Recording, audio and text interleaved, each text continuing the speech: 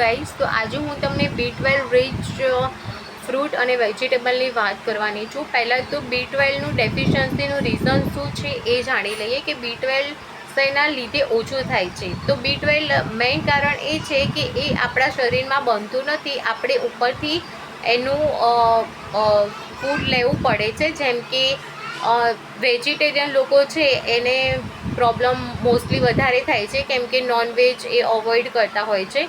તો એના માટે તમે મિલ્ક છે, એગ છે, સોરી વેજીટેરિયનમાં એગ ના આવે તો મિલ્ક છે, કર્ડ છે, પનીર છે, ટોફુ છે એ ઇન્ક્લુડ કરી શકો। એગિટેરિયન લોકો માટે એગ ઇન્ક્લુડ કરી શકાય છે, અને નોનવેજ હોય તો તમે નોનવેજ પણ ઇન્ક્લુડ કરી શકો છો। એમાંથી B12 ખાસા પ્રમાણમાં મળે છે।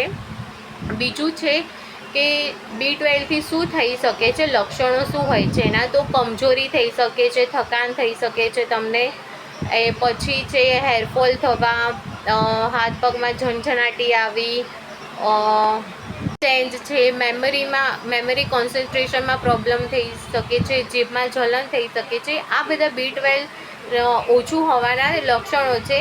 તો આ લક્ષણોને તમે કવર કેવી રીતે કરી શકો છો? તો આ લક્ષણોને કવર એ રીતે કરી શકાય કે આપણે એના બહુ જ ઓછું હોય B12 તો સૌપ્રથમ તો આપણે એની સપ્લિમેન્ટ્સ લેવા પડે છે। ઇન્જેક્શન ફોર્મમાં આવે છે, સ્પ્રે ફોર્મમાં આવે છે અને ટેબ્લેટ ફોર્મમાં આવે છે, તો તમે એ લઈ શકો છો।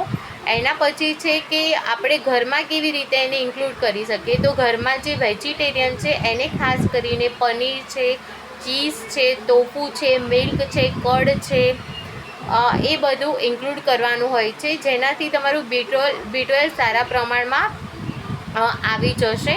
તો આ હતું B12 માટેનું ડાયટ ચાર્ટ। તો આ તમે ફોલો કરીને B12 માટેના ટિપ્સ કે તમે કેવી રીતે વધારી શકો છો તમારો B12, તો આ તમે ફોલો કરીને B12 વધારી શકો છો।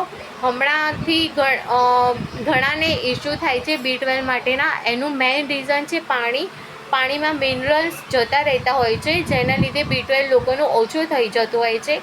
તો એ એક્વાગાર્ડ એવું લો જેમાં મિનરલ્સ તમને મળતા રહે।